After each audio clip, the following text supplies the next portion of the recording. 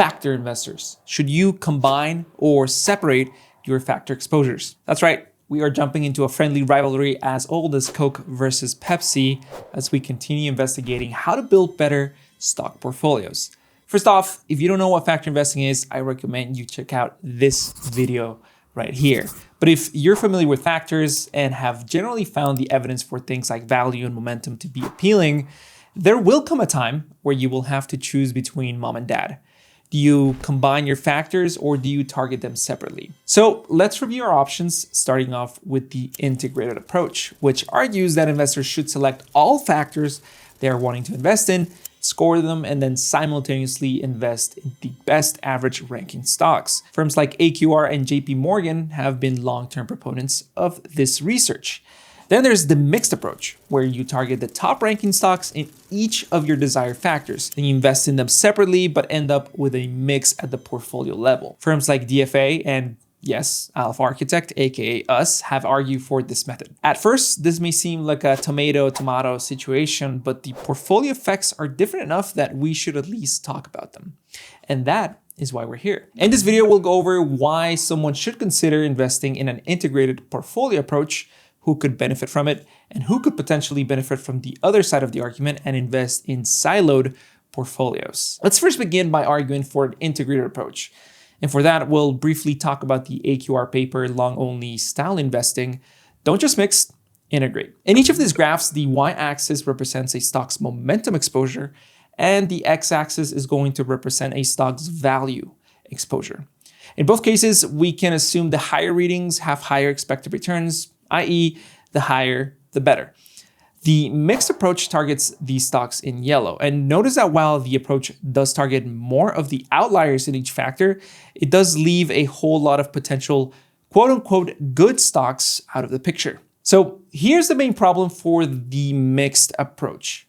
It ignores information on the other side of the trade. You've heard that the value and momentum factor tend to be negatively correlated. What this means in practice and in long-only portfolios is that there's a good likelihood that a value stock is not necessarily a momentum stock, and vice versa. In other words, there's a potential that looking at an expensive momentum stock through a value lens would tell you that the stock is an absolutely horrible investment. Avoid. You have a chance of losing money because this thing is so expensive. The same is true for a crashing value stock being looked at through a momentum lens. Avoid. This thing is going to zero. A nice solution would be to just say, hey, let's just select stocks that have good value and good momentum characteristics. And that's the integrated approach. Here, the blue dots invest in good value and good momentum stocks.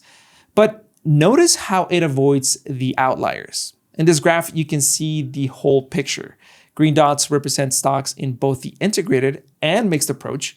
The ones in blue are only in the integrated approach, and the ones in yellow are stocks only in the mixed approach. Notice how these yellow ones live in the extremes and are more likely to target really strong or really cheap stocks, but are also expected to be bad investments from the other factors' perspective. Additionally, because the integrated approach treats everything as one portfolio, there are potential trading benefits to be gathered, or better said, the mixed or siloed portfolio is likely to incur more transaction costs, as some stocks can vacillate between momentum and value stocks, while the integrated approach has a slower transition between buys and sells. According to the AQR paper, separately managed standalone style portfolios may be simultaneously buying and selling the same stock with no net exposure, but with round-trip trading costs. So let's ask the following question. Who is the integrated approach best for? We can make a whole lot more videos about this, and likely will, but in general, it's best for investors who are investing in a long-short fashion. Once you bring in the short legs, there's no question that integrating information is going to lead to more efficient portfolios. Some stocks that are long in one factor could be short in another. This is especially true if your factors are negatively correlated, which a lot of them are, and if you're creating industry-neutral exposures. It's also good for investors that want to invest in a lot of multiple factors. For example, maybe you want to target a portfolio with equal loadings to value, momentum, size, quality, profitability, and lower volatility. In this case, there's likely to be a bigger overlap, redundancy, or conflicting information, so integrating these stocks could prove to be more efficient. But here's a question that you're probably more interested in. How have the integrated versus mixed approaches performed historically? According to the same AQR paper, when controlling for tracking error, the yellow stocks we looked at earlier at about 1.4% of alpha to the MSCI World Index, while the blue or the integrated stocks add about 3.2%. The green stocks, which are in both portfolios, add about 4.2%. Okay, well, it seems then that integration can make a whole lot of sense. But before you make any conclusions, let's see the other side. See, the issue with this chart is that it constrains portfolios to tracking error mandates, i.e. we don't want portfolios that deviate too much from the benchmark. And the net result is that there are way more stocks added to the mixed or yellow portfolio than to the integrated or blue portfolio. So here's a good question to ask. What happens if you hold the number of stocks constant? Jack Vogel, CIO here at Alpha Architect, ran this horse race back in 2021. And you definitely want to stick around to hear about his findings. In his article, Value Momentum Investing, Combine or Separate, Jack finds that if you hold the number of stocks equal, the silo or mixed approach actually beats the integrated approach. Here is the logic. If you budget for 200 value and momentum stocks, the integrated approach should invest in 200 names, while the mixed approach should invest in the top 100 value stocks and the top 100 momentum stocks.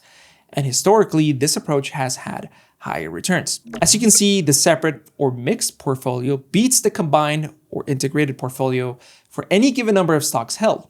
Though the more stocks are owned, the more this outperformance disappears, both in monthly and annually rebalanced portfolios. Additionally, notice that while the combined or integrated approach portfolio does not benefit from an increased concentration in stocks, the separate portfolio seems to gain more and more return the less and less stocks you own. Okay, Jose, that's nice and all, but what about Sharpe ratios? I mean, maybe the silo approach beats the combined approach, but are you taking in a whole lot more risk for doing so? Well, I'm glad you asked. The answer is that the evidence is pretty inconclusive. Both the integrated and mixed portfolio seem to have similar yet noisy Sharpes, both in the States and internationally. Thanks, Jose. Sounds good. Let's then form silo portfolios of all our favorite factors and juice our returns.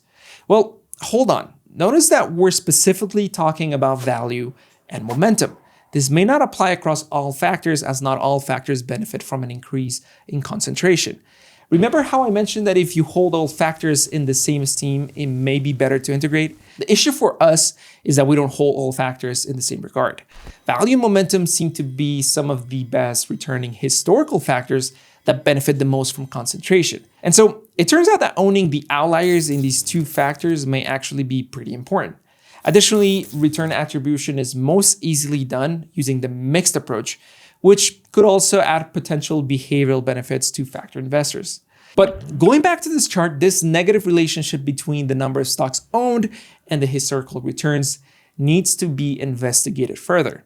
After all, if this relationship holds, not only can we potentially add return by keeping value and momentum portfolios separate, but we could also add potential return if we concentrate these portfolios. In our next video, we'll ask, how many stocks should I own? The answer to these questions may further point to better portfolios as long as these relationships hold.